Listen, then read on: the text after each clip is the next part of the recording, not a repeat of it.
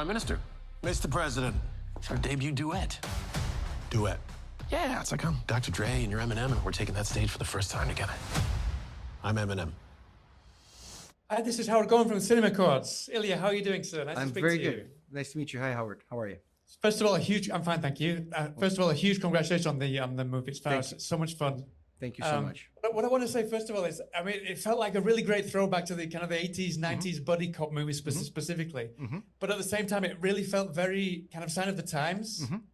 But at the same time, it never felt like it was kind of mirroring the current times, even though it was kind of mirroring in a way the discord that there is at the moment in the world now. Sure. Yeah. So I'm quite curious. Obviously, you filmed this a long time before kind of Trump came into power and those kind of things. But I'm quite curious how the script and how yourself as the director, you came on board to make sure that it did kind of mirror the times that we're living in, but also at the same time make sure that it was pure escapism for everybody that were watching the movie. When I was pitched the film, it was an action thriller where both guys were very capable ex-military dudes. And I was like, I think this needs to be an action comedy. And I think this needs to have the feel of the midnight runs, the planes, trains, and automobiles, the kind of warm, or the non-synthetic warmth. That's the thing I kept coming back to. It's like, there's a lot of movies today that feel kind of synthetic in their warmth. I was like, I want to get that feeling. I want to get close to that. If I set that as a goal, the vibe, that should permeate it and it should be something special. But shot via the contemporary lens and the pacing. And I always said it's going to be 1 hour 45 all in. That's the movie. I don't want it to go, I'm not going to shoot 2.5 hours and cut it down. And I shot 1 hour and 55. That was the assembly. So I'm very proud of, we didn't waste time or money to get what we are. In terms of the mirroring of the political landscape, the point was to make a piece of entertainment. And I think it was, we actually worked quite, in a very peculiar way, we approached to make sure John Cena's character is neither a Republican or a Democrat, because I was like, this is not what the movie is. I don't want to be I want the audience to get together, and especially in America, when they get together, I don't want it to be arguing. There's enough of that. There's plenty of other entertainment that can do that, and there's plenty of entertainment that puts messaging first. I was like, no. We're going to make a great movie, and if there is a message, I want people to come away seeing people that care about, leaders who care about their people, yet they're imperfect, because none of us are perfect, right? Yeah. So it was somewhat calculated, but genuinely, myself and the writers and the producers, we just followed our hearts on what the goal of this needs to be. If you're doing an original film with a budget like this, you got to make it great and put that in the foreground. Obviously, you really lean into, I mean, obviously, in your previous movies, there's been kind of sprinklings of humor in there as well, obviously. But here, you really lean into the comedy in a big way. But at the same time, the action scenes specifically, they don't ever go too far that they could feel almost slapstick, like a Naked Gun kind of movie. I'm quite curious how you approach that to make sure that the action feels really like it hits you in the face and doesn't ever come across as kind of slapstick, and you can kind of laugh at it, but at the same time enjoy the violence, if you will. It was a very curious process. I was pretty obvious without anybody ever mentioning this will be PG-13. It's impossible to do this with an R rating. And I was like, all right, I've never done that before. I always had the crutches of violence and just the things that, blood flying everywhere. I was like, all right, can I make a PG-13 punchy movie? Yes, I can. So it was a really good challenge, and I think I succeeded. And in terms that it feels very punchy. We kill a lot of people in this one, but the feeling of it is rather light. And I was like, can you combine these two? And I think we did. And in terms of, I'm so sorry, I forgot the second part of the question. My God. How you kind of leaned into the action to make sure it didn't feel overly slapstick. Thank you. All right. Yeah.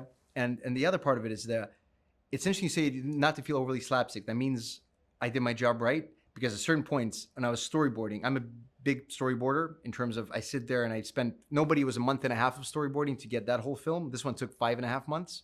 And mostly because I kept redoing and getting it better. Before I used to be like, this is it, this is good. And I was like, no, I have a little bit of time. These are big sequences.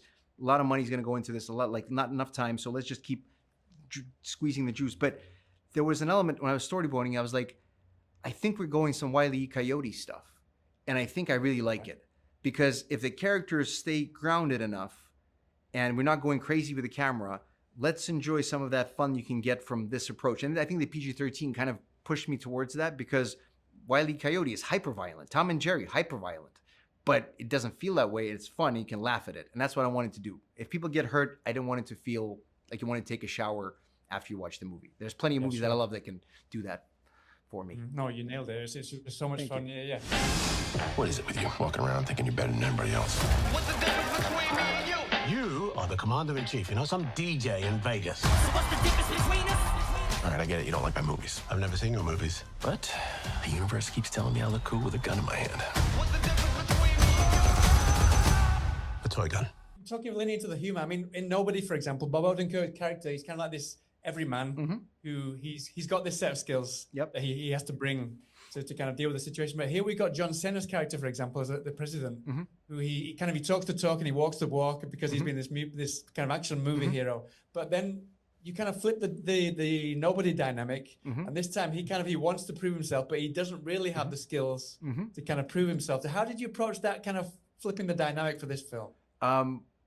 Because he wasn't originally a movie star in the pitch when I was pitching the movie. When the movie was pitched to me, I was like, let's make him an ex-movie star. It's an amazing comic perspective of someone who thinks they know what to do, and in fact they don't. I like the hero that does not cut through bad guys like a knife through butter is 100% more interesting to me than someone who's that good. I want to see competent Especially people. someone like John Cena as well, and kind of in the Exactly, accent we've seen him so many times just kind of drag through everyone. But he's going to try, and he's going to get there, and he's going to get hurt a lot.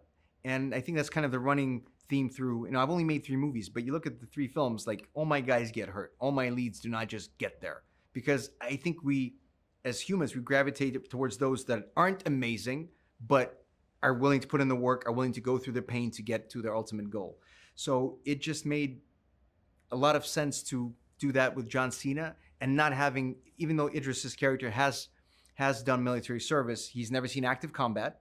So in theory, he knows how to load a gun, he knows how to shoot, but he doesn't just pick it up and swing it around and starts, doing headshots from 100 meters away. So there was a certain realism that you can get away with in a movie like this, where it takes a certain time of development before we get to the point where they feel secure enough in what they're doing to actually make quips when the bullets are flying. Because when the bullets are flying, they're terrified, and that I think is hilarious. And that to me is much funnier than a quip while you're reloading. So yeah, it's just a lot of thinking and finding the right vibe and tone throughout.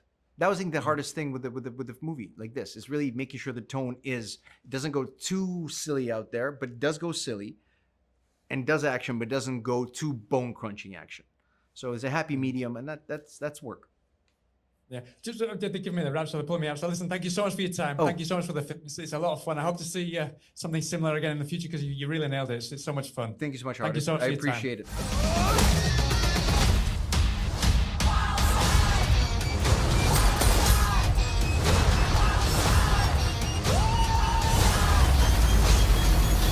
How are you alive?